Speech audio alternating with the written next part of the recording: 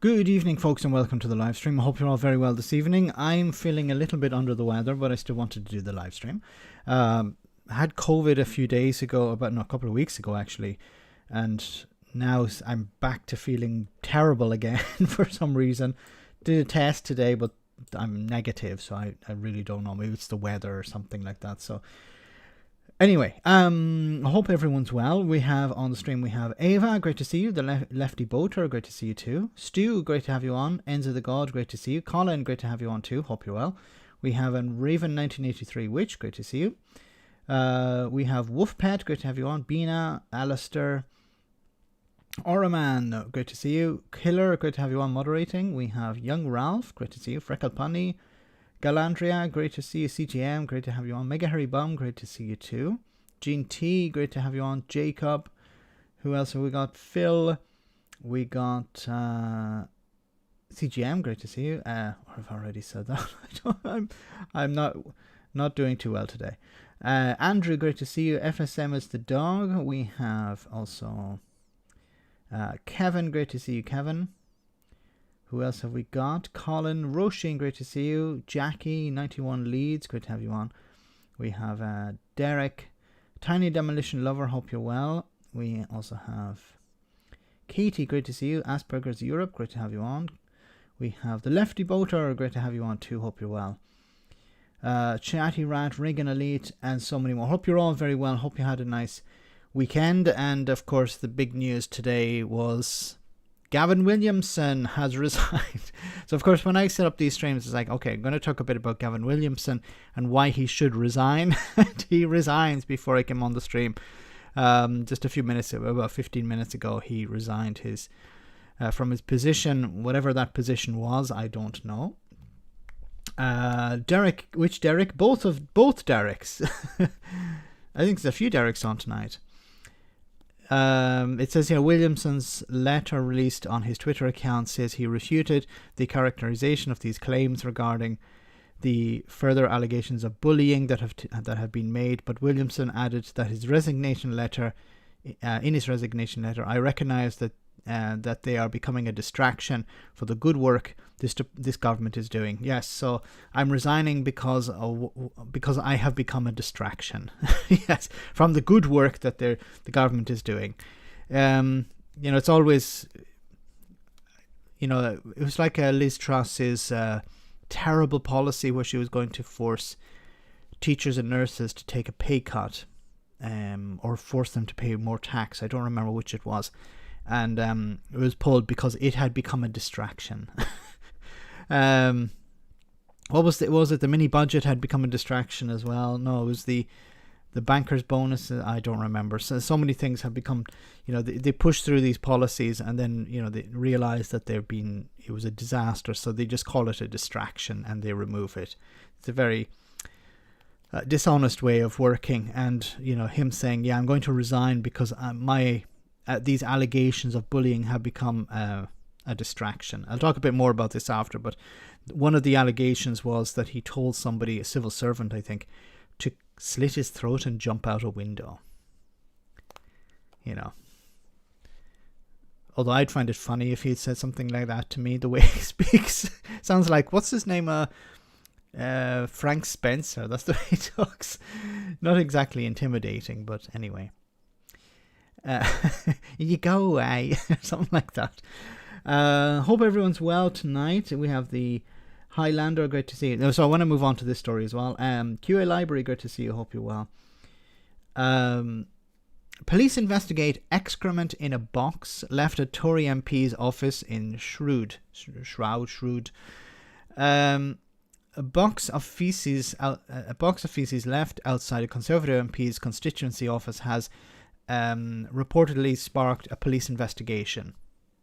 Why? Is it not? It would not be considered a gift. No. Siobhan Bailey condemned the nastiness of the act on Monday after well, maybe it's in relation to, her supporting raw sewage being pumped into the sea. I don't know. Maybe that's why somebody decided, here, have some of the sewage that you supported being pumped into the sea. Anyway, there are plenty of ways to make a point about politics or governments without resorting to putting excrement in a box, she said. Because of the nastiness we face, many decent people are thinking twice about standing for public office. No, people don't stand for... Well, it doesn't seem to be the case, especially with the Conservatives at the minute, that people stand for public office because... Or are put off because of, I don't know, shit in a box. They're put off if they're not going to win, jobs after they leave office, or if they're not going to receive massive donations. That's the only thing that would put them off, I think. Not, a bit of poop in a box. The box was said to have included a derogatory note written on the inside, with the Shroud News and Journal reporting that it read, "If you don't clean up your own shit, why should I?" It's a direct message. Once again, maybe it's in relation to the raw sewage being pumped into rivers and lakes. Maybe this is a constituent who is sort of returning the favour. I don't know. A spokesperson for Gloucestershire Constabulary told the BBC, "We are investigating an allegation of harassment." How is this harassment? It's like returning to sender, after an offensive item was left outside Miss Bailey's constituency office. Once again, if an MP supports raw sewage being pumped into the sea, I'm pretty sure this MP would be happy to receive a box with some raw sewage inside. This is what you voted for. Sharing is caring. Gareth, thanks so much for that super chat. Excrement in a box. So someone sent a mirror.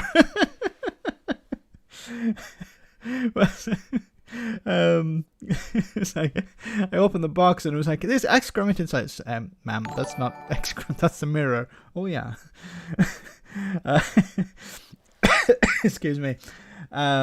Stewed. Okay, thanks, Alec. It's pronounced stewed.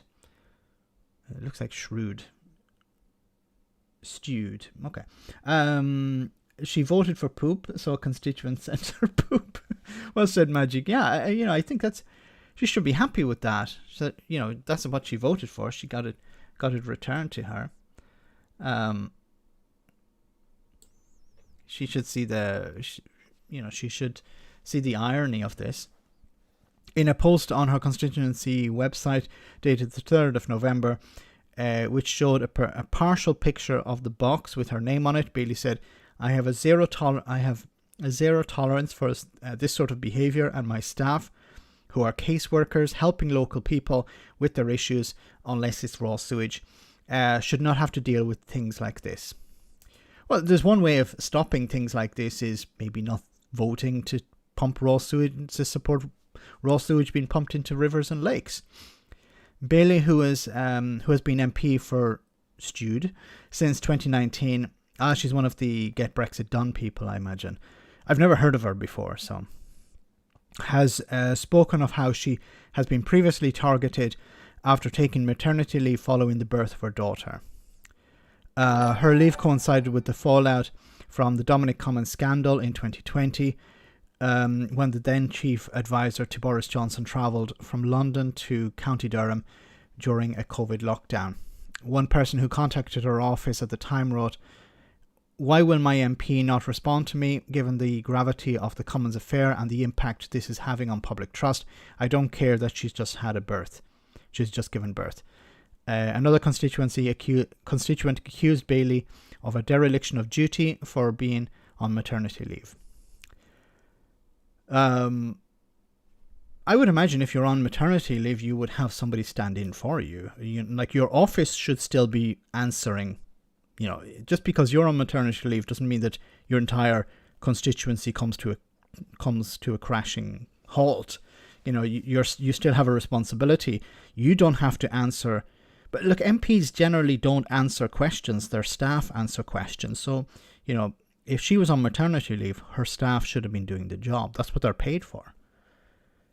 Bobby, thanks so much for that super chat. Are you sure Amber Heard didn't leave the box?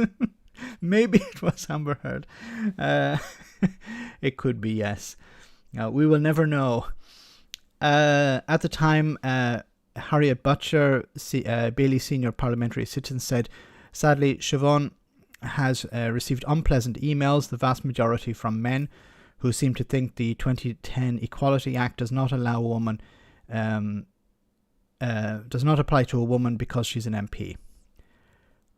I don't know the contents of these letters, but I imagine people writing to their MP, like, they didn't know she was on maternity leave. So, you know, they would be imagining that that the staff would reply. Does not apply. It does apply, and Siobhan has an absolute right enshrined in law to take maternity leave. Bailey and Gloucestershire Constabulary have been contacted for comment. I hope they're not investing too many police officers and resources into this, because, you know, she got what she voted for. You know, a bit like Brexit, you know. It's a bit like Brexiteers complaining about, you know, things going pear-shaped. You got what you voted for. A lot of people didn't want raw sewage in their rivers and lakes, but they got raw sewage anyway. So I was going to talk a bit more about Gavin Williamson, but he has resigned, which is interesting. He didn't really have a job. He was a minister without portfolio, which means what? It's just like, you know, jobs for the boys sort of thing.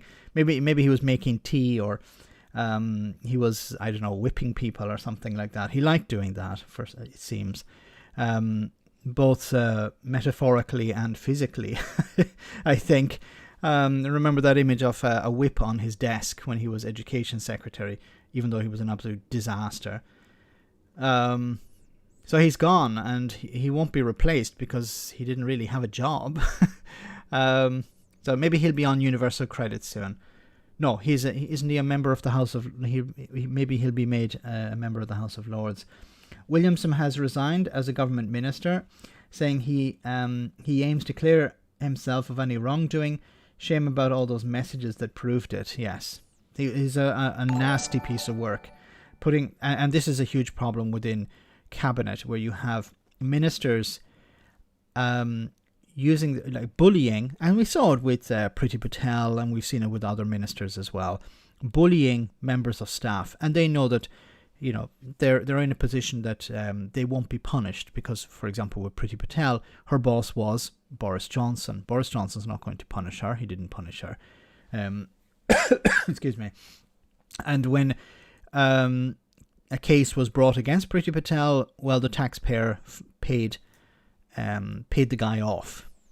Priti Patel didn't have to put her hand in her pocket, which is really annoying, because if a politician does something wrong and there's an out of court settlement, it should be the politician who pays, not the government department, because that's the taxpayer paying for your wrongdoing.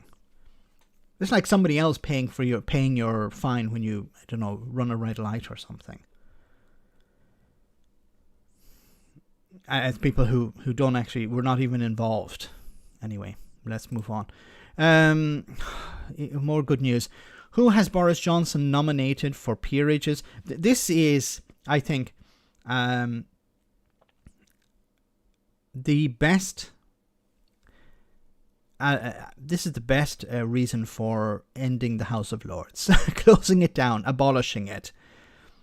The fact that people like Boris Johnson can nominate people to the House of Lords. That's, you know, I saw a clip the other day and you guys, maybe you saw it as well. Daniel Hannan was in the House of Lords complaining about Brexit, complaining about the consequences of Brexit, the one that he campaigned for and still thinks it's a good idea. Artemis, great to see you on the stream. Hope you're well. And in front of Daniel Hannan, who should not be in the House of Lords anyway, was a bishop. Now, I have nothing against bishops, but what the heck is a bishop doing in the House of Lords? Like, what do you bring to the table? Surely you should have some sort of skill. I don't know what his skill is. Anyway, it says here, Boris Johnson has nominated his fiercest cheerleaders for peerages, with two of his former aides set to become the youngest life peers in history. This is once again a reason for closing down, abolishing the House of Lords. So first we have Alistair Jack, the Scottish secretary, who was one of Johnson's key allies and has kept his job since 2019, surviving Liz Truss's regime and Rishi Sunak's first appointments. If he were to accept a peerage, it would trigger a by-election in the Dumfries and Galloway seat, which he held since 2017 with a narrow majority. It'd be wonderful. Yeah, he'd lose his seat, or the seat would probably go to maybe the SNP. So the SNP would pick up another seat there. But there's other news we're going to cover later. Scotland is going to have fewer seats at the next election, which is probably another argument for independence. Gareth, thanks so much for that super chat. Well, look on the bright side, Max. A package was successfully delivered without being strangled by EU rules and regulations. Yes, well said. Brexit, hello Brexit. Yeah, there was no customs duty to pay on that. That would have been wonderful. Can you imagine?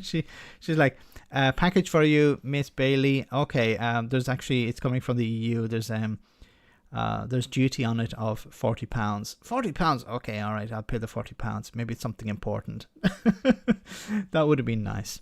Although she'd probably put it through as an expense, so it probably wouldn't be all that nice. Excuse me.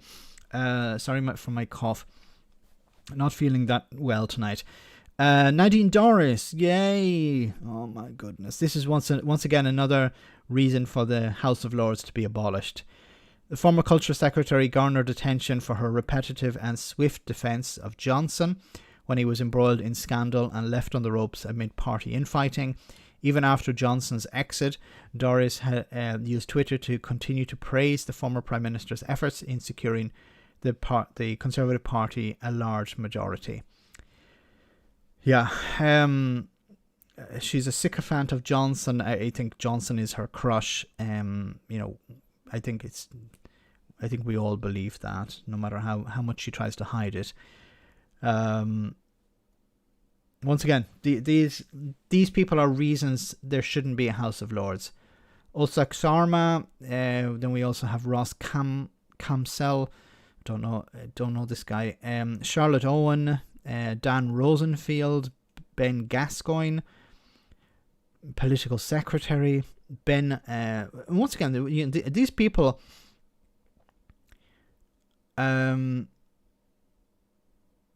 hold on, wait a minute. There's this Dan Rosenfield. It says Rosenfield left Downing Street as a chief of staff. Once again, one of these people done for the country.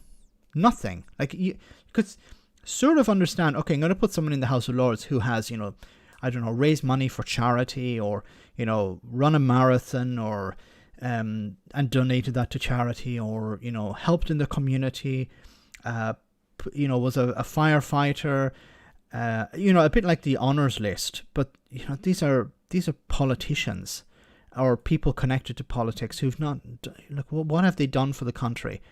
This guy here says, before working for Johnson, he had worked as principal private secretary at the Treasury from 2007 to 2011.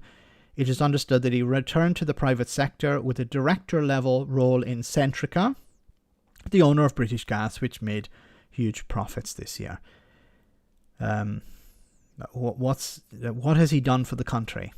He's done a lot for himself, but what has he done for the country? Ben Hutchin, and then Sean Bailey. Sean Bailey, failed candidate for mayor of London. The candidate who tried to become London mayor and failed is lined for a peerage.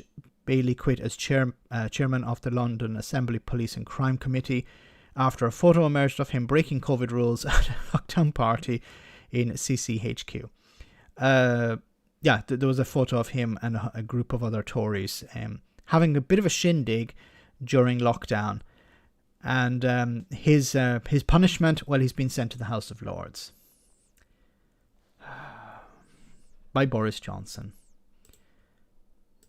And I say, if the House of Lords is not abolished soon, Boris Johnson will be sent to the House of Lords as well.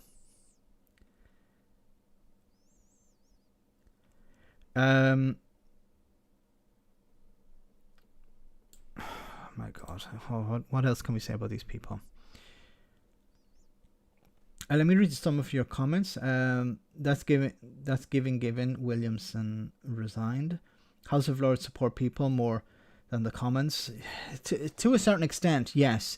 But the problem is now that Johnson and the Tories have been filling the House of Lords with people who agree with them and trying to tip the balance in support of the government, so that the government are able to just push through whatever they want and it doesn't get bogged down in the House of Lords. But I think it needs to be reformed. If not abolished, it needs to be completely reformed.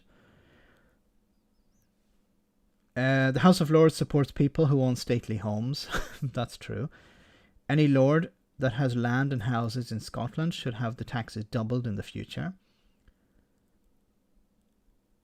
As far as I know, the SNP abstained from the House of Lords. They don't have any lords.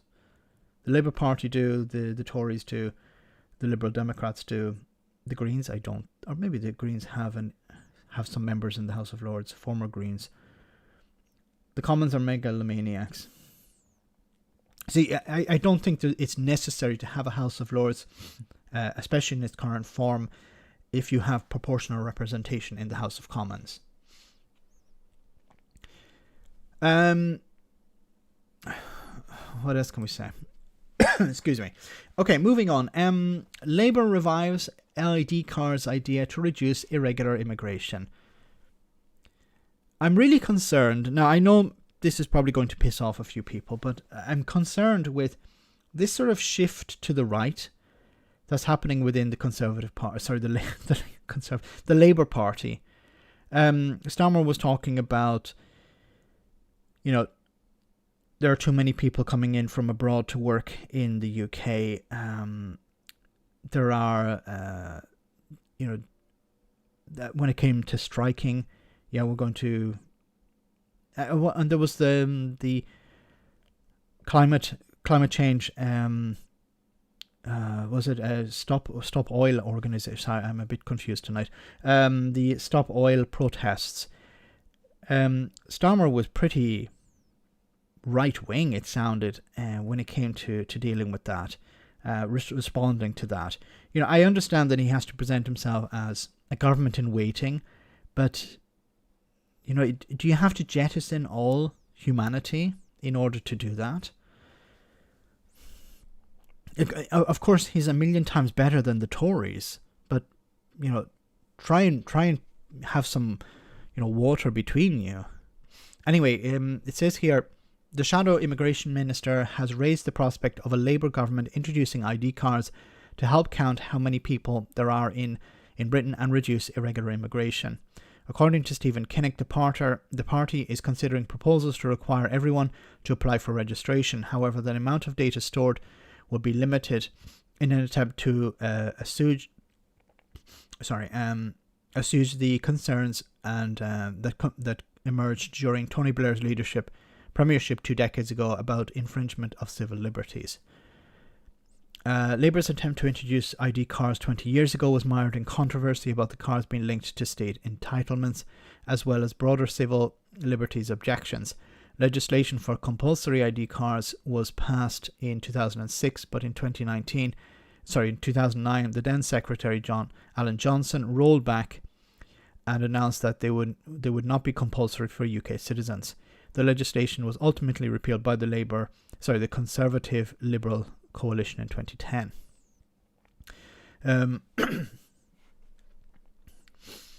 FSM is the dog. Thanks so much for that super chat. When do we call them red Tories? It's getting more and more difficult not to call them red Tories, because the policy, policies like this are like, who benefits from this? Well, this is an attempt, I think, to show voters who are sitting on the fence, people who may be winning, considering voting Labour, but are, would prefer to vote Tory because they're racist and bigots, and they don't like immigrants and they don't like foreigners. So is this an attempt to win these people over? Yeah, the Tories aren't interested in bringing in ID cards. We'll bring them in for immigrants, not for UK citizens. Excuse me. That's it's not good. It's a sort of right-wing policy. Once again, it's about creating another. It's, papers, please. And this would only be for migrants. This would be for foreigners. It wouldn't be for British people. This is concerning. If it's for everyone, then there's no discrimination. But there's a risk of discrimination here. Thanks for that, FSM. But it's a legitimate question, yes. For example, in many European countries, there are ID cards. But it's been here so long, and you use it for everything. If you want to open a bank account, you need to use your ID card. If you want to access some public services, you need to use your ID card. Pretty much everything that requires some sort of bureaucracy or some sort of proof of identity, you just whip out your ID card. The police stop you when you're on the street. They may ask you for your ID card to prove who you are. It's quite alien for people in Ireland or in the United Kingdom, where it's not actually, there is no ID card, but it's not an infringement on your liberties or anything, but it has to be applied to everyone, or it doesn't get applied to anyone. David, thanks so much for that super chat. We Scots call them red Tories. Excuse me. It's, some of the things that Keir Starmer said this week when it came to Scotland as well, I think he's in a sense given up on Scotland. I don't think he realised, I don't think he believes it's possible for the Labour Party to win back votes from the SNP. Because you have to provide them something. You have to say, this is what we're offering you, the Scottish people, to abandon the SNP. And I don't hear anything. Like, I hear criticism of the SNP government, of Nicola Sturgeon. Why aren't they focusing on the policies that matter to the Scottish people? Okay, but your criticism of the SNP isn't a reason for people to vote for you. Like, the strongest you could say is, well, it's a reason not to vote for the SNP. But you have to give somebody a reason to vote for you. And I haven't heard anything. And the same with the Tories. The Tories say, vote for us. Why? We're not the SNP. Okay. But, if somebody's sitting on the fence, they want to be told, okay, what are you going to do for me? Nothing.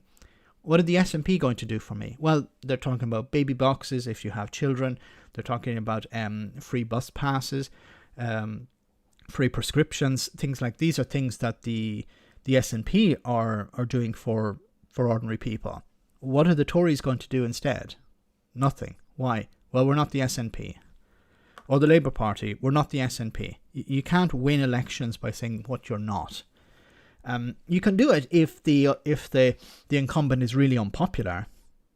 Like, if Nicola Sturgeon was crashing in the polls, if there was a massive backlash against the SNP, then you could sort of run on the platform of, we're not the SNP.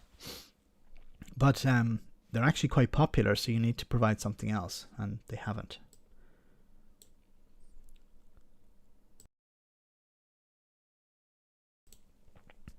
I'm muting myself when I start to cough because it's getting pretty bad.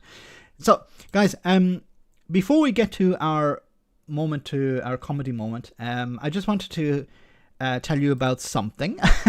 So you should be able to see this on your screen. You're probably wondering, what the hell is that? This is the Sir Ronventy Make the Empire Great Again calendar 2023 edition.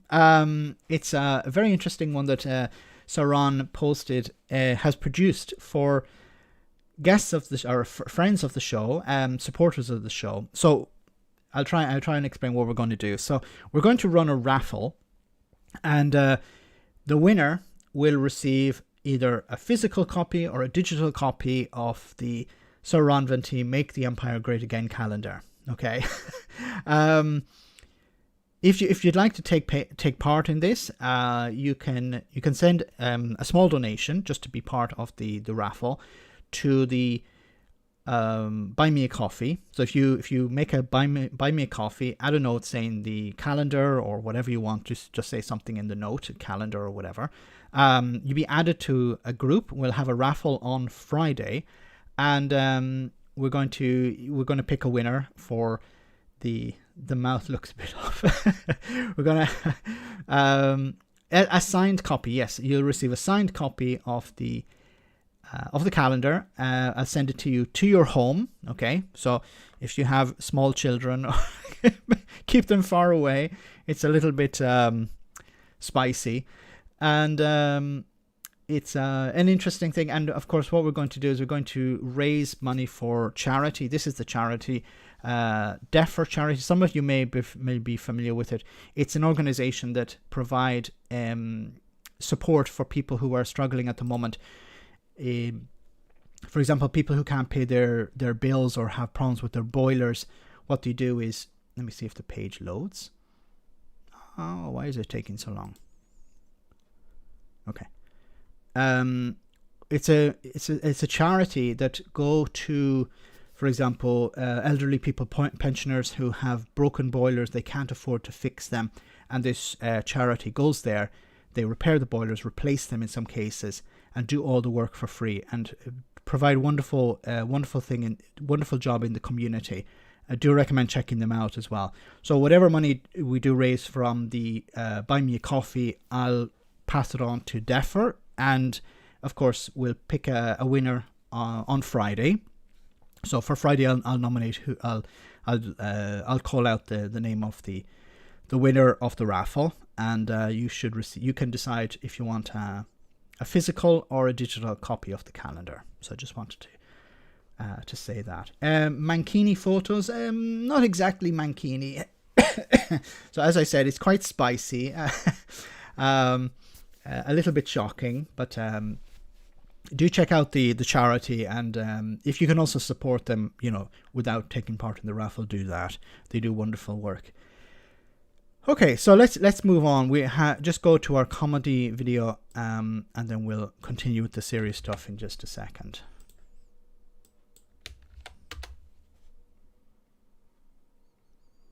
Colin from Portsmouth is on the line. Hello, Colin. I am disgusted, absolutely disgusted. What's happened now, Colin? My grandson's primary school are doing their nativity play, right? But the school's gone woke, of course. Oh, no, not another school gone woke. What are they doing, Colin? They're having a pregnant migrant woman crossing a border with her husband, who isn't even the dad, and we're supposed to be happy that they're given a warm place to stay. Well, that is the nativity story, isn't it, Colin? That's quite accurate. Oh, you'd love it if the Bible told us to be nice to refugees, wouldn't you?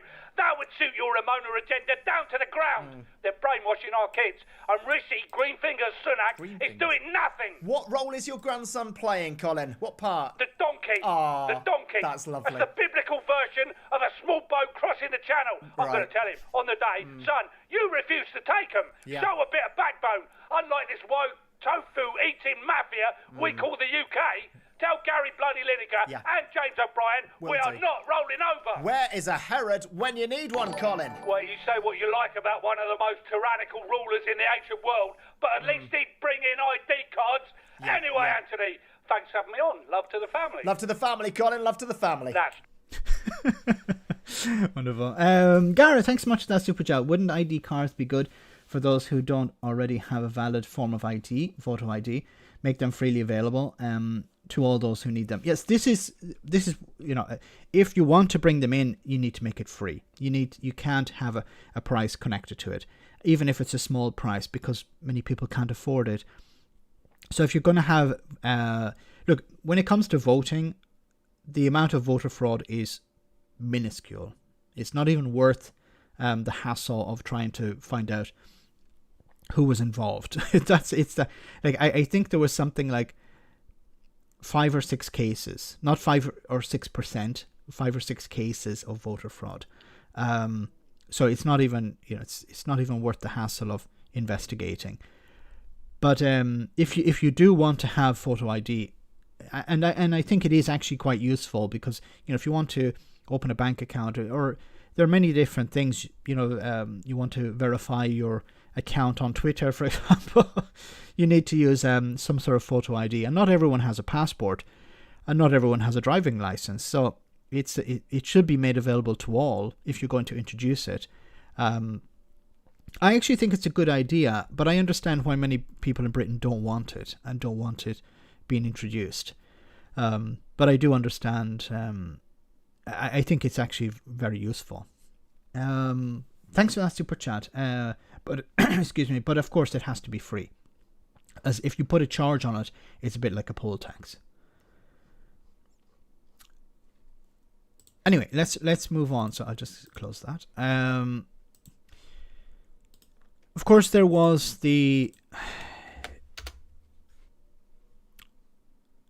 what's happening at the moment, COP27. It says here, on a jam-packed first day, we heard from Antonio Guterres, the UN Secretary General, who dramatically proclaimed that we are on a highway to climate hell. We also heard from the enthusiastic and bombastic speech from the former Prime Minister Boris Johnson and the rather tepid and uninspiring one from the current Prime Minister Rishi Sunak. Climate justice and financing for loss and damage was the main theme of the day. So we're going to look at loss and damage. And it's likely to be so for the fortnight to come, as those from the countries most affected by climate breakdown ask for the help of carbon spewing richer nations. So this is this idea that richer countries help poorer countries, developing nations, emerging economies to become greener, to be able to helping them reduce their carbon emissions. We are in a very privileged position, and we have lots of resources. We have the money to do it. Unfortunately, the problem is we have a political wing within most countries who are dead set against any sort of support. Gareth, thanks so much for that super chat. For your information, voter ID is required in Northern Ireland, and ID cards are free. There we go. Because I know in Northern Ireland it's required for security reasons because of, Northern Ireland in the past had some security problems, to put it mildly. So yes, it makes sense to have it. So if it's free, then it should be. It's a good idea to roll it out. I think it should be rolled out as a positive, as a benefit to ordinary people, and not as a sort of. I don't think it should be rolled out as a requirement in order to vote. I think that's a problem. It can be used as a tool to prove your identity, but it should be along with driving license or a passport, so that it's not just that. It would encourage more and more people to take part in it. It says here, Johnson made a dramatic entrance, speaking to the New York Times and seeming to make political hay out of the fact that Sunak did not originally plan on coming to COP. He said that there were failings on our commitments made at Glasgow, such as reversing deforestation, and that at the current rate we would not meet climate targets. And this is somebody who, of course, supported fracking and supported more more coal extraction, and has been a bit sort of all over the place when it comes to wind, offshore and onshore wind production and rollout. Damien Carrington reported on the interesting row over gas. In short, some African countries want to use fossil fuels to power development and bring electricity to the many people who lack it, but many countries oppose this, seeing the gas bridge as a false solution at a time when the climate cannot afford new fossil fuel emissions. So what we should be doing is we should be providing African nations with the technology, solar technology, wind technology, so that they can.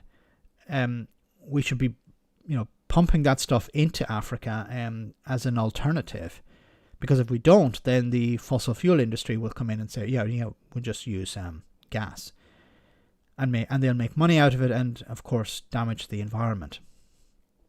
Guterres made typical strong statements. He said, "We are on the fight of our lives. We are losing. Greenhouse gas emissions keep growing.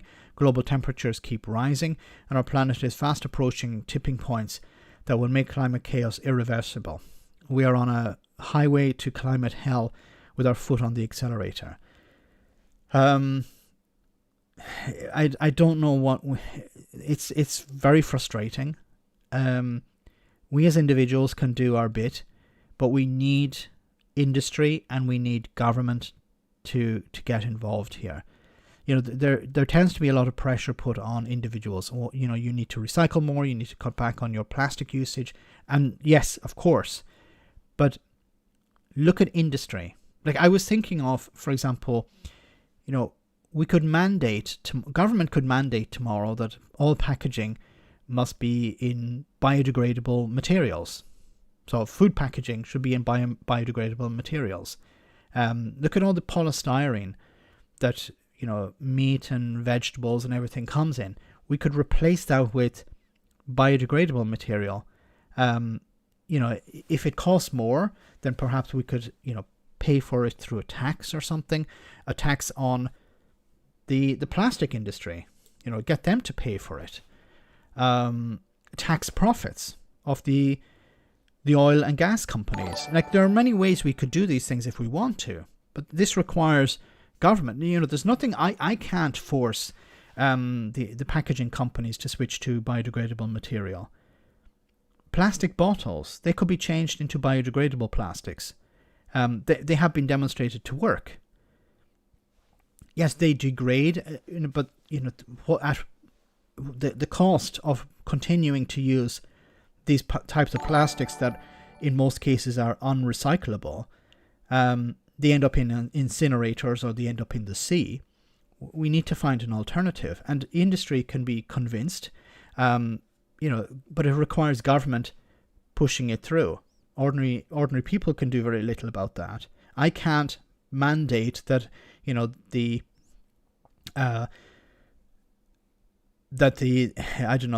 local government use only electric vehicles instead of petrol vehicles or diesel vehicles. The police department, why are police departments using petrol and diesel vehicles? They should be using more electric, especially in a city or something like that. I'm not talking about high-speed chases. I'm talking about just most of the work that the police do doesn't require them to be chasing after somebody on a motorway. But I can't mandate that. The government can. David, thanks so much for that super chat. Still following you from Hong Kong, despite the time difference. Keep up the good work, Mac. Thank you so much, David. And I hope we don't hear a lot about what's happening in Hong Kong at the moment, especially when it comes to democracy. So do please keep us informed if you can. Because that fight is still going on, and great to have you on the stream. Thanks so much, David. David McGuinness, thanks so much, David. The people of the UK have government ID. It's called the National Insurance Number Card. Very good point made. Yes, everyone has their own national insurance card, so maybe you don't need an ID card because you already have a national insurance card. And everyone has it. Use horses. Drink bottles always used to be glass or metal cans. Why can't we go back to that? Yeah, that's much easier. Glass is much easier to recycle, and metal cans are much easier to recycle. We need to make GMO rats that eat plastic. What could go wrong? Yeah. Let's start off with something a bit more simple. But good to have your thinking cap on there. Because of the cost to buy and run electric vehicles. But for government departments, they can claim a lot of this back. They should be, if the government want to do it, they can. Okay, if they say, look, we're going to set aside a fund for all government departments must have these electric vehicles, and for the local government, it's cheaper in the long term because they don't require as much maintenance. They don't have to put petrol in them, stuff like that. I can't have a national insurance card. Never needed one. I remember mine being an old fart. Okay. Guterres Al Gore said we continue the culture of death by continuing to dig up fossil fuels, and cites vast floods in Pakistan, heat waves and rain bombs in China, and 1 million displaced in Nigeria. I've even noticed it here. A lot of in the summer, a lot of dead trees around because the lack of rain. I think this year we've probably had. I haven't checked, but it certainly feels like we had so little rain compared to other years, and ecosystems are destroyed because of that. Because of climate change, the climate is changing, and nature isn't able to keep up with that. And that is just in the local area here, but of course it's much more extreme in other parts of the world. The flooding in Pakistan has been detrimental this year, and it's going to become more and more frequent. There was brief excitement that King Charles might make an appearance. While looking at the online agenda for the opening ceremony, we spotted that the King was listed as speaking. Could he be making a surprise video appearance like that in the late Queen in COP26 last year? We asked the palace, and they said that it was listed as an error. Listed in error. A spokesperson said, "I'm afraid that information is incorrect. He will not be making an appearance or a statement in any form, virtual or otherwise," because the Prime Minister told him not to. Or the former Prime Minister, I should say. Why? Like, Rishi Sunak is speaking. Why can't the King speak? Ministerian, thanks so much for that super chat. Why not start with a bottle and a deposit system like in Germany or the rest of Northern Europe? Yeah, you could pay people to return their bottles and their cans and stuff like that. Is a good idea. It used to be the case in the past. I remember when I was a kid, you used to have Lucozade bottles. Lucozade, I remember that. And you take it back to the shop and they'd give you, I think it was 5p or something like that. It was a long time ago. And they give you a few pennies for that. But it was an incentive to return the bottle. And if you returned enough bottles, you could get maybe even one free. So anyway, thanks for that super chat. And yeah, it's a good point made. Can't wait for your video on Ian Paisley's idiotic supermajority plan. Pure desperation. Yes, I'll see about doing that maybe tomorrow. It's the case. Yeah. So what CMAC is saying there is that Ian Paisley Jr. Is trying to stop any sort of trying to undermine the Good Friday Agreement in a sense, and of course the DUP voted against the Good Friday were campaigned against the Good Friday Agreement back in 1997, but they're trying to stop a referendum on independence in Scotland as well, but also a border poll. So they're afraid that a simple majority of people on the island of Ireland would support a united Ireland, and the DUP are worried about that, and instead of actually presenting benefits of the union, they're trying to stop and make it more difficult for a referendum to succeed. Excuse me. Pakistani envoy Nabil Munir push for climate justice. Loss and damage is not clarity. It's climate justice, she said. The French president Emmanuel Macron agreed, saying that the wealthier countries less affected by climate breakdown should pay up, and vowed that the Ukraine war would not stop French progress on climate targets. It makes sense in the long term and the medium term to invest in these things. We saw it, for example, when it came to and we're going to see it during the energy crisis. Switching to renewables that you control is better for the economy. Investing in insulation in homes saves people lots of money. Immediately, as soon as you put in the insulation, people are making savings, and that's part of it as well. Newton Trickle, thanks so much for that super chat. Williamson is to get £17,000 a year severance pay.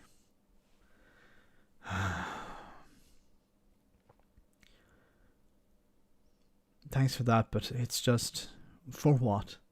So he bullied people, allegedly, and now he's going to get money.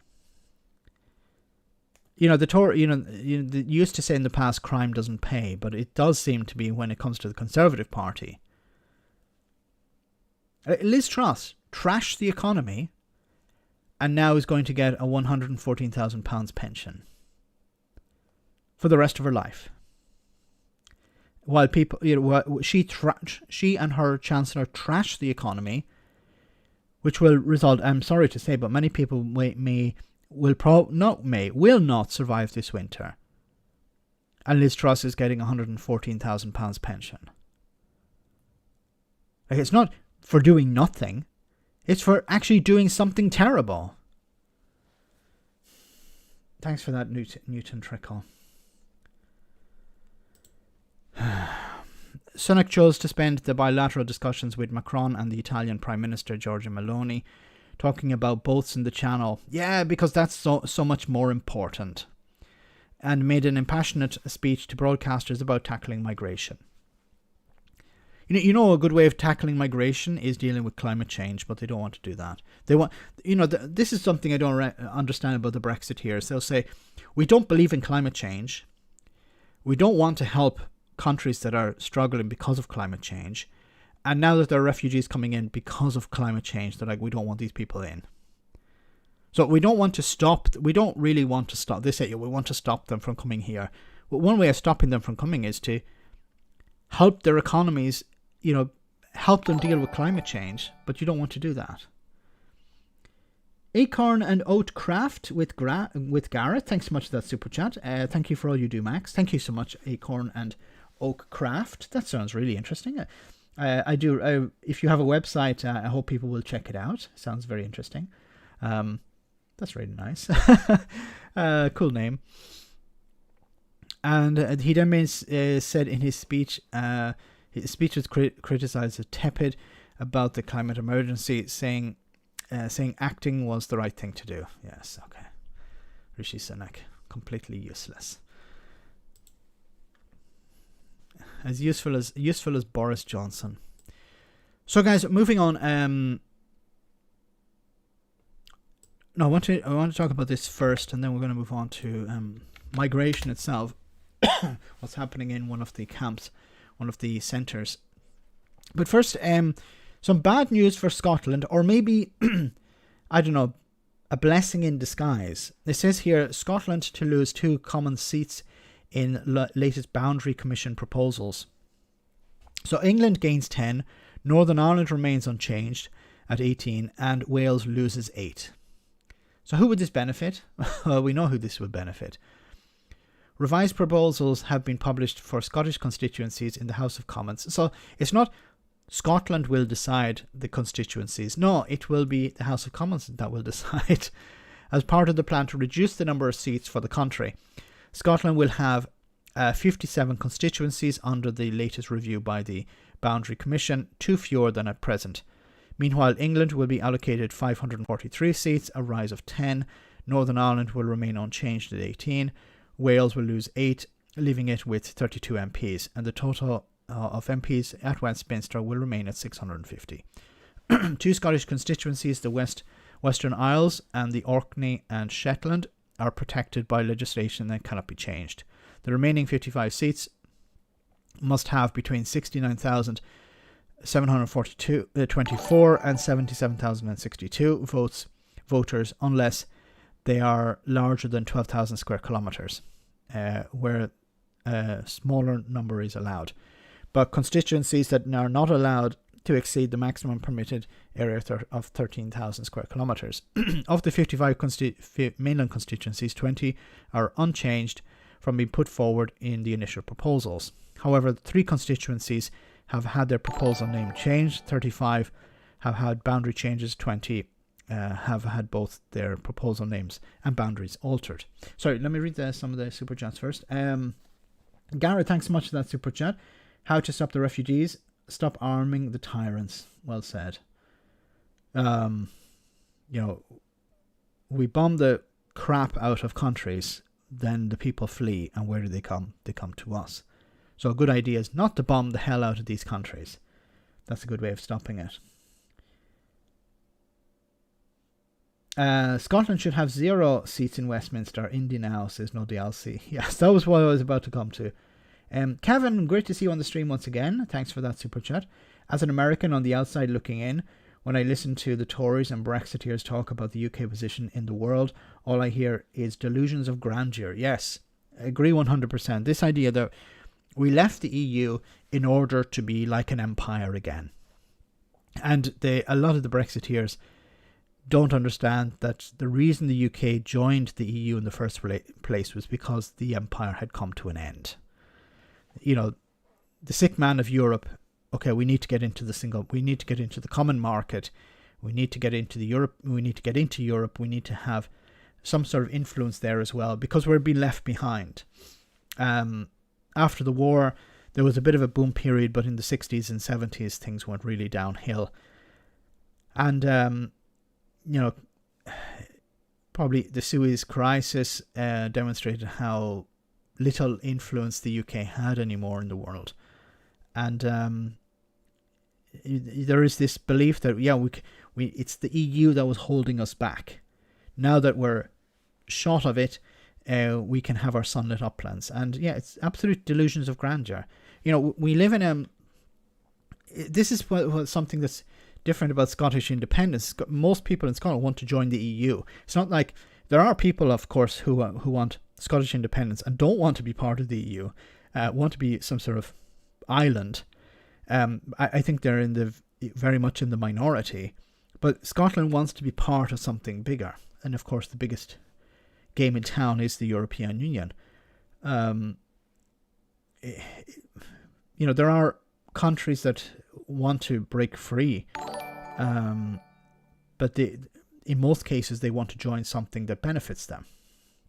The Brexiteers, once again, don't understand how the world has moved on from the 1950s and the 1940s, or maybe even the 1840s and the 1850s. They still have this mindset of the past. We're an empire. People listen to us. Things have changed over the last 20 years. You could have said that the United States was the most powerful nation in the world, but that's been overtaken as well by China. Unless you're like China or the United States, you need to be part of something else.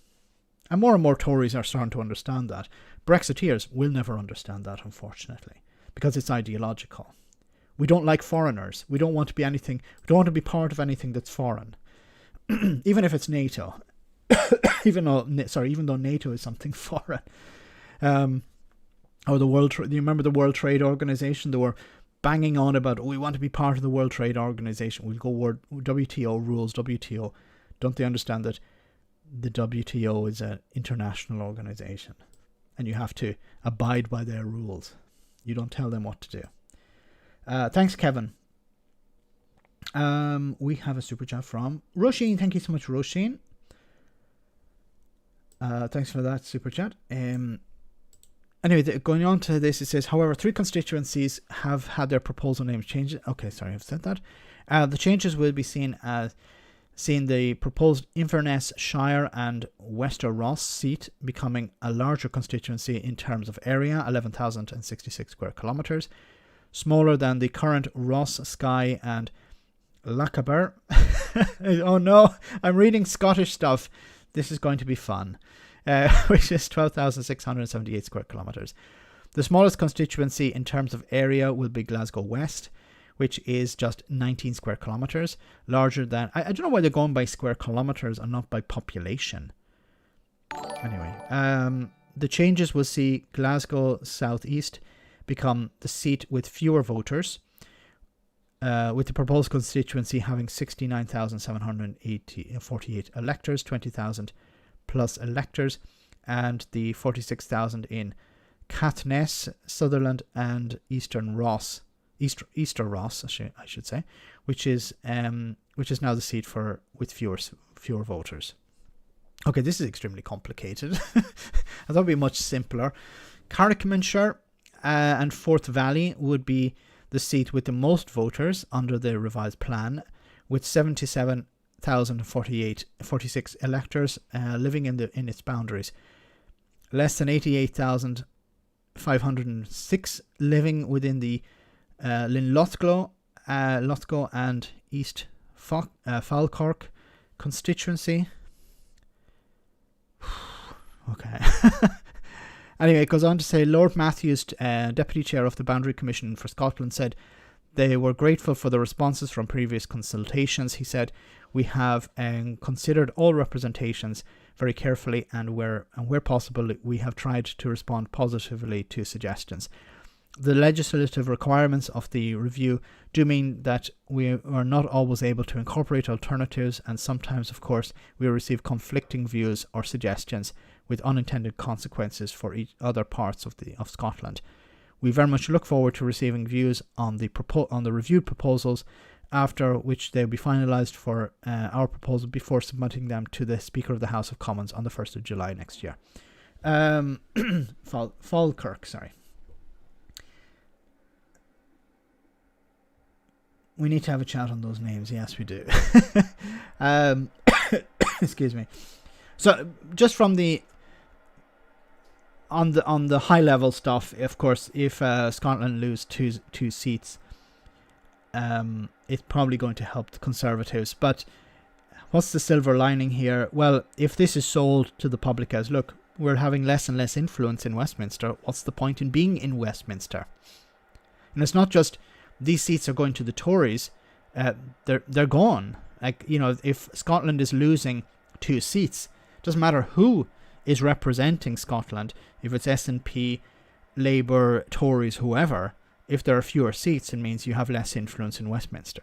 So in a sense, this should be seized upon by the SNP and the Greens and pro-independence parties and say, look, what's the point of being part of this disaster, because we have no more influence. Having a cold is no excuse, Max. Touche. Williamson has quit. Yes, he has. James Wigg. Thanks so much for that super chat, James. Gone and good riddance to him, because he was a horrible individual. But the good news is he's going to be given £17,000 severance pay. Allegedly. Oh God. A horrible individual who should not be anywhere near the levers of power. He was a terrible education secretary, and this is once again, the Tories are rewarding bad behaviour, rewarding incompetence. Reading Scots could be worse than could be T-sock. Yes. Thanks for that, Gareth. Thanks, James. Anyway, let's move on. We're hearing a lot about what's happening in a particular camp, of course, where there are refugees at the moment, asylum seekers at the moment, the Manston detention centre, and we're hearing a lot from the outside, but we're not hearing about what's happening inside. Professionals said it feels like every day we're firefighting, and there appears to be outbreaks, however small, of diphtheria. They said that they've seen infectious diseases. The immigration minister yesterday in the Commons, and he said that he didn't want to create environments in which refugees felt like were a pull factor. Did you think that this centre that you went in today would be any way appealing for someone seeking asylum? I visited Manston today. I went into a tent. I saw people sleeping on mattresses with holding blankets over them because their clothing wasn't thick enough. It's incredibly windy right now as well. The idea that people are fleeing war-torn countries and living in luxury in these detention centres is absolutely farcical, and these Tories should be ashamed of themselves. One Tory actually admitted it was a detention centre yesterday. The local MP, Sir Roger Gale, in the Commons, he said this is not a processing centre, this is detention. Did you see that there were a lot of families who'd been there more than 24 hours? Well, pretty much everyone I'd spoken to had been...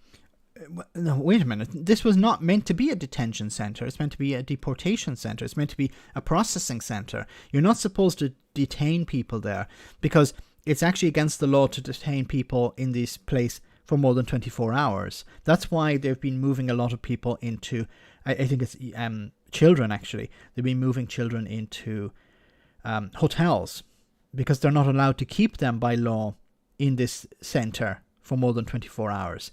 So to avoid breaking the law, because they know that if they did, then they would face, be in trouble in court.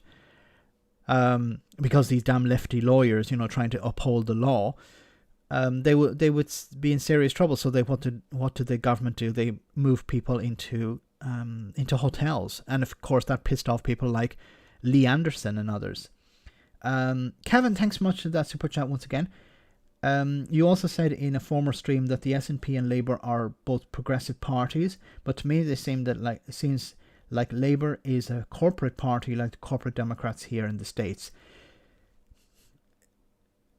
You would imagine that the Labour Party, so the Labour Party's roots are, and there are still people within the Labour.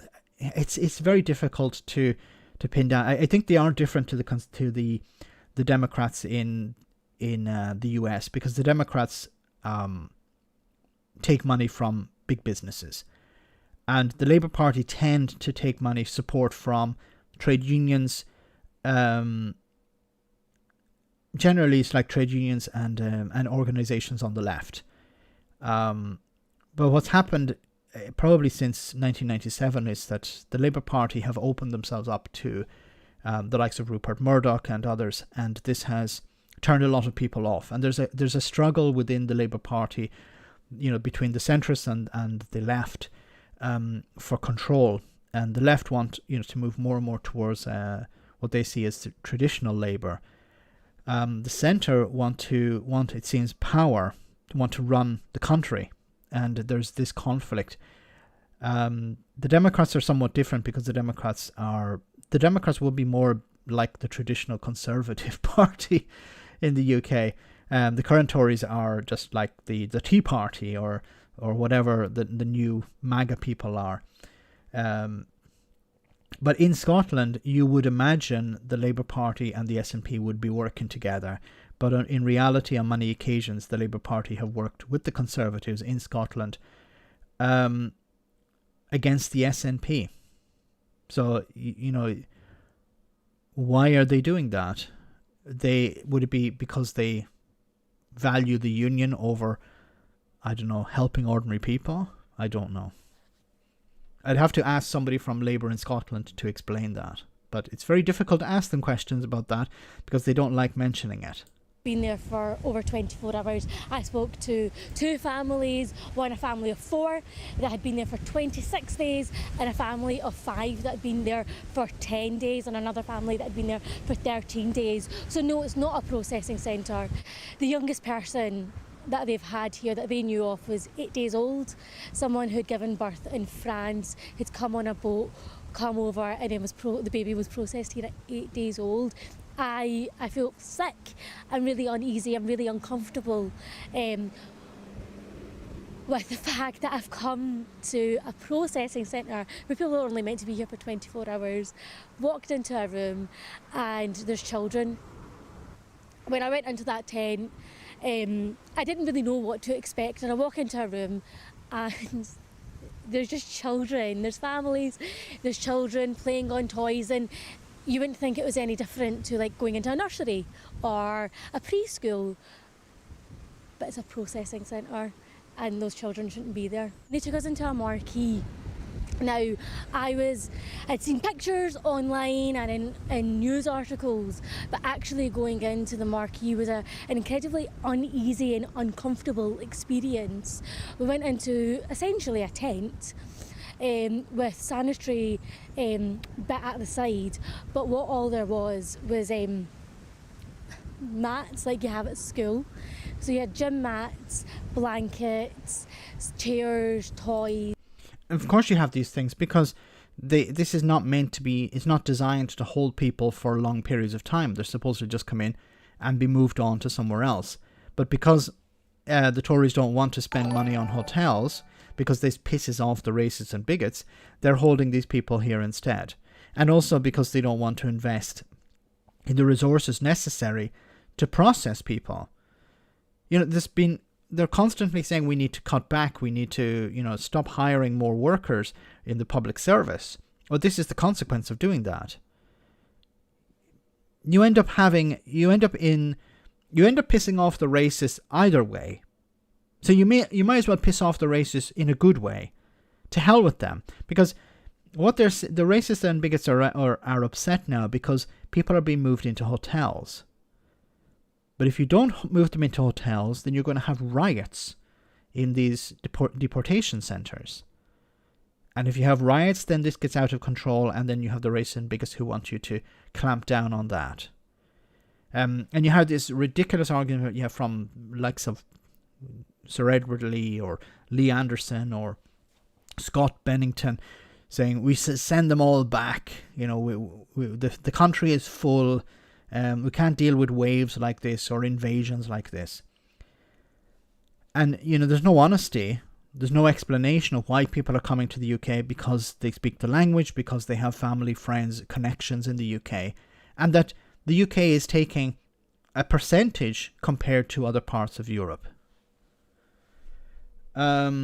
Magic, thanks so much for that super chat. Can we call it the Manston concentration centre yet? It's going to turn into that if there is if this, you know, the Lee Andersons of this world put enough pressure on the government to stop sending people to hotels. You have Farage with his Fisher-Price binoculars on the beach, or you have Farage turning up at hotels, interrogating, harassing people there, you know, pretending to do some sort of investigation when it's just an attempt to, you know, rabble rousing. It's an attempt to turn the public angry, to make the public angry. This is what Farage is very, very good at, convincing people to be angry about something that doesn't affect them, but affects somebody else. Thanks, Magic.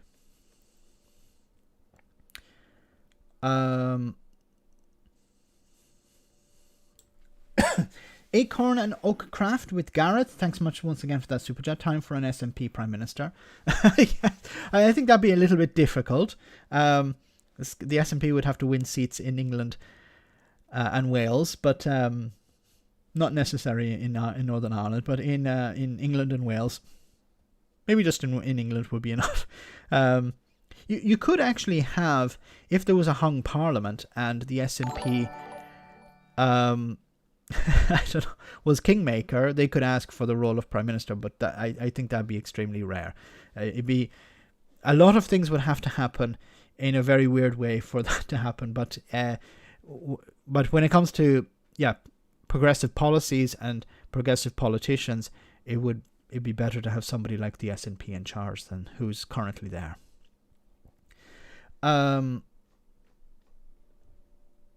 I hope they won't be necessary.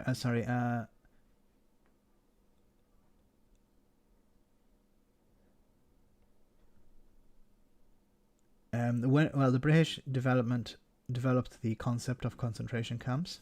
That's true. Mog will want preschool kids learning on the job. chimney sweeping. Yes. I think we're just, you know, if Jacob Rees-Mogg was still in charge of something, maybe the next government, he'd be pushing for, you know, workhouses or something like that. You know, modern day workhouses. Anyway, let's move on from that.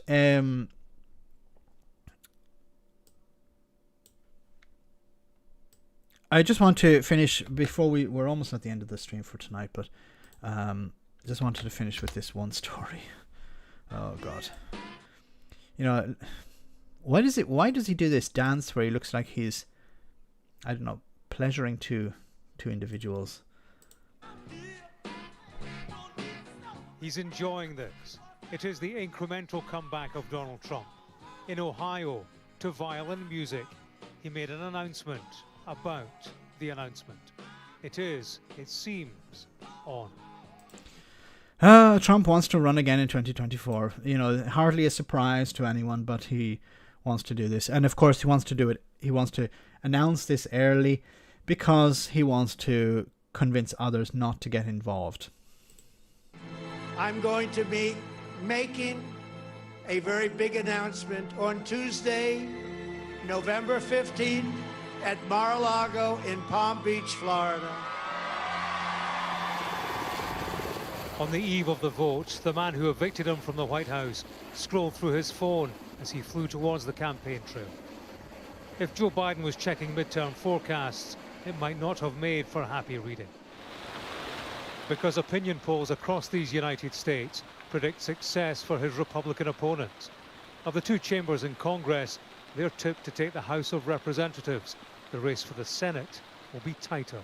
The power in America lies where it always does, in your hands, the hands of the people. The president closed his campaign as he began it, with a warning of election-denying opponents who would threaten democracy. As the night ended... How do you deal with people like this? How do you fight an enemy who doesn't believe in honesty? How do you fight an enemy who doesn't believe in reality and believes that their leader, Donald Trump, is some sort of god, and that, you know, the election was stolen from him? How do you deal with people like that? And I'm afraid that Joe Biden is not up for the fight, is not up for it. He's not made to fight these types of battles. Can you imagine somebody like Macron instead, or even Rishi Sunak, or even Boris Johnson? You know, maybe he's a bit too much like Donald Trump. But if you imagine somebody, I don't know, somebody a bit younger, and I'm not criticizing Biden because of his age, but he looks tired. He doesn't look like he has the spirit to fight. And you need to fight these people. You need to call them out. But I don't know how, because these people don't live in a reality that's the rest of us occupy. How do you fight people who believe the earth is flat? How do you convince people to deal with climate change? How do you convince people that the guy who lost actually lost? Gareth, thanks so much for that super chat once again. Please see my last super chat. Max, get well soon. Sorry, maybe I missed it. Thanks so much, Gareth. The site at Manston is one thing only: imprisonment without charge or trial for reasons that are wholly political. A concentration camp. It's an attempt. Yeah, well said. It's an attempt to use people as a political football. So these people are being used as a distraction, of course, as well, from the failures of the Conservative Party. There's a cost of living crisis, and it's so convenient that they, you know, start talking about boats and dinghies and people coming across the sea, and use that as a tool to convince people to distract them from the struggles that they're going through. The government have the resources available to deal with this. They've decided politically not to invest those resources. And I've said this before, it's about keeping a topic hot, keeping this potato warm so that you can pull it out whenever necessary. It's a bit like the Article 16 during the Brexit saga. Whenever times were getting tough, whenever it was getting embarrassing, talk about triggering Article 16 and it gets the Brexiteers angry, gets them riled up. And it's the case, and it's the same with this migration issue or asylum issue. It's not a real problem for the government to resolve. They decide not to fix it. They decide not to invest in it because they can use it as a tool. Ended. He spoke results and expectations. The Democrats win the House? I think it's going to be tough, but I think we can. I think we'll win the Senate, and I think the House is tougher. Get it how you feel! Right! When the ball comes, we attack. On the ball, let's get ready. We're not waiting for them. Get him! At these elections, Americans will define... Mark Telfer says, if Trump didn't lose, he shouldn't run again. In his mind, he's won twice. No need to run. No need for a second term. Yes, this would be something you could ask the Trumpists. Well, if he won, then why is he running again? I thought he won. In the remainder of the Biden presidency. What's important to you when you make your vote? The economy, the high grocery prices. We need to do something about the violence. I have 5 kids, so education definitely. 15, Joe Biden has carried policy achievements in office, and his party's vote will be bolstered by a backlash against new abortion laws. Coach. But he's weighed down by a flagging economy and his own unpopularity. A midterm takedown would make the hard yards of government even harder. So too, winning party backing for a second run at the White House.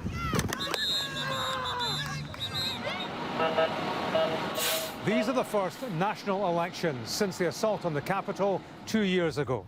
There are real fears of violence this time, particularly around contested results. When the mist clears on these midterms, it will reveal their reboot of the seat of power.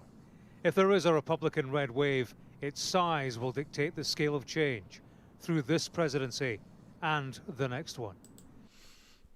So we'll find out soon, but one person I was following on Twitter suggested that the Democrats will actually hold the House and the Senate, which would be very interesting. If that were to happen, it would probably end Trump's career, because it would be a resounding fuck you to Trump.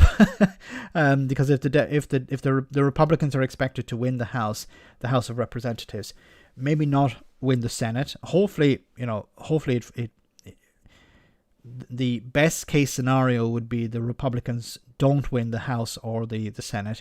A better case scenario would be that they win only the House and not the Senate, and then the worst case scenario would be they win both. But we have to wait and see. But one person online was saying that they expect the Democrats to hold the Senate. I'm going to keep an eye on that. It's very difficult to predict. Polls are not very reliable, and I think a big problem is not so much what happens before the election and on election day. It's how the votes are counted, because there's a lot of bad stuff going on, and there's a lot of people the Republicans have put into positions of power in order to stop votes from taking place, to exclude certain types of ballots. This is all dirty tricks to stop the Democrats from winning. And I've said before what the Democrats should be doing. I don't know if this is feasible or not, but bring in other states, Puerto Rico, bring in Washington, D.C., make these actual states. Then they would have congressmen and women, and they would have senators. And these are states that are likely to vote Democrat, and you would have a majority. And then you'd be able to push back on the Republicans. Simon, thanks so much for that super chat. The fact that Trump buried his ex-wife on a golf course purely for tax purposes surely tells you everything you need to know about his character. But they would say, his supporters would say, he done it for fun. He's a cool guy, see? She probably loved golf. They will find whatever you say about Trump, they will excuse it. Or they'll say they don't care. So there's no point using there's no point using these type of arguments with Trump supporters, because they are in two categories. Either whatever you say is right about Trump, so whatever you say against Trump it doesn't exist, or they don't care. And you can't deal with people, like you can't debate people, you can't reason with people like that. They're in a cult, and the first rule of the cult is that the dear leader will always be supported, even if you have to lie about it, even if you have to do mental gymnastics. The dear leader will always be right. So even if the dear leader is wrong, and I don't know how you get people out of that. You need to expose Trump as a charlatan, and you need to connect his charlatan behavior with how these people are suffering. Because if Trump is back in the White House, these people are going to suffer. His supporters are going to suffer. The corruption once again, the tax cuts for the rich, ordinary people's lives getting worse and worse. And of course, they'll blame it on immigrants, they'll blame it on Mexicans, they'll blame it on the liberals, they'll blame it on everyone else. It's worked before and it'll work again. Sorry to be so downbeat, but I don't know how you deal with these people. It's like Brexiteers. You ask Brexiteers, how is Brexit going? It's wonderful. Can you give us an example? Silence. Nothing. They can provide nothing. But they'll say Brexit is going well. Say the EU is crashing and burning. Do you have any evidence? No. We're better off out. Can you provide an example of how it's better to be out? And they can't provide anything. Or they'll talk about sovereignty or taking back control. Not tax cuts for the rich, tax cuts for party donors. Good point. So guys, we're almost at the end of the stream. As always, we have our one for the road. So remember the raffle, as I said before. The raffle for so what you have to do is you have to send you have to send a coffee, buy me a coffee, and you'll be added to the list. And on Friday we'll have the raffle, and we'll pick out from the hat, from Sir Ron's hat, the name of the individual who will receive a copy of the calendar for 2023. So I'll keep you informed about maybe that on the channel as well during the week, and on Friday evening on the stream we'll name the winner for the calendar, and I'll see about contacting them, getting their name and address, and sending them a copy, either physical or a digital copy. Anyway, as always, we have a one for the road. So once again, I want to say thanks to everyone who came on tonight. Thanks for the support you've given. Thanks for the super chats. Thanks to the moderators who are doing a wonderful job as always. After the stream, I'll be on the post-stream chat for a little bit. I'm not feeling very well, but I want to pop in for a bit to say hello to everyone. And if you're a patron, remember to check that out as well. Keep an eye on the community post, yes. So, as always, Matt is here with something to pick us all up. Guess who's back? Back again. Yes, it's me, old 102 votes Bojo. Just goes to show you can't keep a good man down. Or me. I'm here as the Spirit of Glasgow. And no, I don't mean like a kebab you might get at 2 a.m. on Sauchiehall Street, even though that's what I look like. But I mean like the spirit of Glasgow COP26, my greatest legacy. And let's be honest, probably the only legacy I've left that won't lead to a public inquiry. Look, I'm here in a purely supportive role, as a foot soldier, as a member of the chorus, as a simple spear carrier, but one who speaks rather a lot. It's incredible to think just how much things have changed since last year. I mean, we're on to our third Prime Minister for a start. I bet you can't even name the second one. Did I want her to win just because she was so rubbish and it would distract from how bad I was? I couldn't possibly comment. Worked though, didn't it? We've made great strides. 6 gigatons of carbon removed from the atmosphere that would otherwise have swaddled our planet in a great eider down, sort of posh word for a duvet, of heat. I don't know about you, I hate a hot bedroom. It's why I always sleep in the nude. Now, we have to remember that African countries only contribute about 4% of all global emissions, and yet take the brunt of many of the effects of climate change. Now that I'm out of office, I can say that is totally unfair. Now that I don't have to worry about my party membership telling me that that's totally fine, and I shouldn't really worry about it. One of my critics at the Daily Telegraph, my alma mater, if you will, criticised the use of wind power, saying that it was medieval. Medieval, he said. He was very, very pleased about that word. It's the kind of thing that I'd probably have written, a few years ago, and in fact did. But then I pointed out that burning oil is positively Paleolithic. And he shot back and said I looked Neanderthal. I said his ideas were prehistoric. He called me a cretin. And I said, do you mean Cretaceous? And he said, no. It's fantastic to be here in Sharm. Last time I was here was back in 1987, I think. Stayed in a tent on a hill. Looked very different to this. Very, very different. Very different. I don't know exactly where it was around here, but it looked very different back then.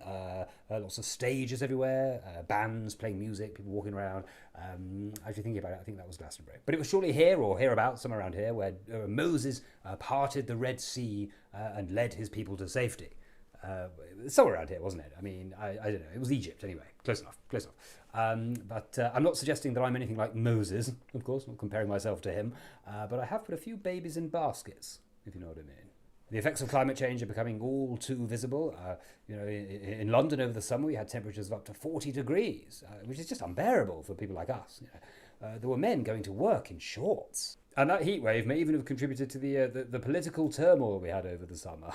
I'm only joking, that was entirely my fault. Now, before I go, I'd just like to say it's awkward, isn't it? Some of you lefties and wokies out there watching this, thinking, well, he's wrong about most things, but he's right about this, and Ukraine.